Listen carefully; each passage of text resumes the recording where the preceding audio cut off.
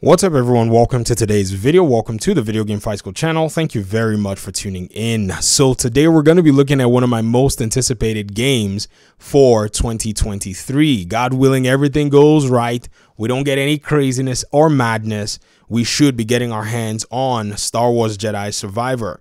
This game is going to be a continuation of Jedi Fallen Order, featuring Cal Kestis and possibly some of the other cast. We already see Sarah Junda here, and a host of new abilities that Cal is definitely going to be wielding, like riding on mounts and flying with different kinds of Star Warsy birds and fighting different kinds of enemy classes that I don't even think I know, but it's very interesting to see how all of this is coming along.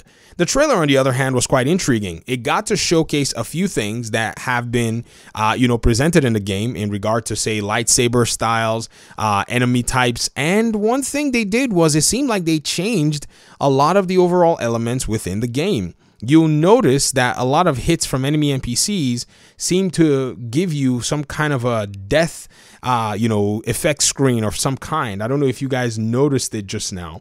The moment enemy NPCs pretty much hit you, it seems like the screen turns red very briefly, just to indicate that, man, you've been smacked. Like this enemy NPC here hitting you here, you're going to notice that, the screen's going to turn red and then back to normal.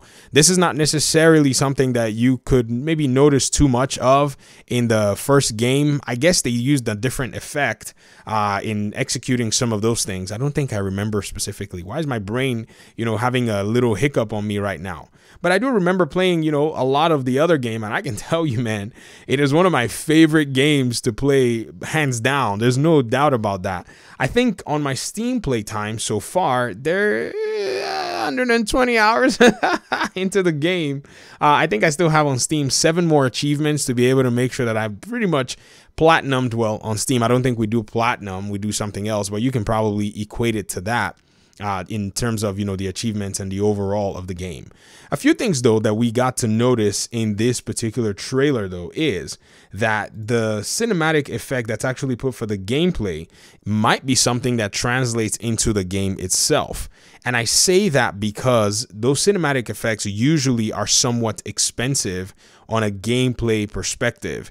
And the last game, if you actually, basically took a look at it, came out in 2019. So its audience and its player base was made up of the Xbox One and the PlayStation 4 versions of the game, which those consoles at this moment in time are not necessarily the best consoles to, push a lot of the development side of games and, give us a little bit more when it comes to terms of, what they call the next gen features, which I just think have always been there, but the consoles could not necessarily handle them. So they develop games largely by, neglecting these things, or at least putting them aside. But I really like this new cinematic style of a somewhat a wild western theme that you got to see in some of the shots, and I think it's something that I will really appreciate when the gameplay comes around. And that is if it's actually in the gameplay. It could be that this is just for the sake of gameplay, and this is EA, don't forget. One of our very fond publishers, but Respawn has a really good reputation, and I think they really come in to dilute the skepticism that EA games usually pull off in terms of, when you see an EA game, the first reaction that you probably get in your gut, but then you see Respawn and you're like, oh, what an antidote that you get to see there. And I think this is going to be an exciting adventure. You already have some different elements like, old, style of fighting, new styles of fighting, seeming like Cal has actually leveled up his Jedi powers because of some of the things that he's doing. His traversal looks a little bit more unique. And you also get the ability to have some kind of, another player that comes along with you. We don't know if this is going to be some kind of an AI character, or if it's something where you can actually control and play multiplayer.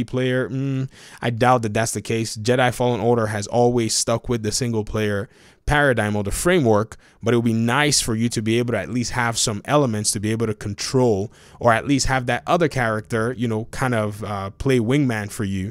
Because, Cal has kind of, in a sense, gone solo in his own adventures before he got to meet the crew, Sarah Junda and all of the others. He was rolling by himself, and I think that game was to kind of let him know, like, yo, man, you can rely on other people to help you in your journey. And I think Jedi Survivor is kind of the culmination of that, we're going to be seeing some of those elements really play out in this particular title. And like I just said, you guys are definitely going to be seeing this, these new characters come into the picture. And I'm looking forward to seeing exactly what the team does. So shout out to the team over at Respawn, Jason DeHarris, who's the lead combat designer on the Jedi team. The work that all of you guys put in for the first game is something that's really appreciated by a lot of the fans. I don't know if you guys watch these videos, but, keep doing a good job. And I would say a lot of us are really excited to see exactly what it is you guys are going to be doing in this game, because it appears that we've already established some kind of a tracking for this particular area of the fandom. There are just some people who vibe and resonate with this part of Star Wars. And I'm sure there are a lot of people who still say things like, I don't really, Star Wars, you're going to like this storyline. I think it's just one that's really cool. But I'll spend some time talking a little bit more about it, spend some time actually digging deeper into some of the elements that we have, and hopefully we can get our hands on this game. God willing, everything goes good and we don't have any craziness happens. You never know, man. These games, you can't necessarily be too sure about your release dates anymore. But I'm hoping that we get the release date and get the game on the time that, it's actually been announced. And that doesn't come at any cost of developers having to stomp their heads on the wall or whatever it is. But I'll get out of your hair. I want you to react to what it is that you got to see with this trailer that intrigued you, or if you have any interest in the game at all, or if you don't even have any interest in the game at all. I'm curious. I want to know how you're seeing this entire line of stories within the Star Wars universe and how it differs from some of the others, which may interest you or may not interest you. As a grand, design or a grand element of the different Star Wars games. All right, I'm out of here. Thanks so much. Peace out.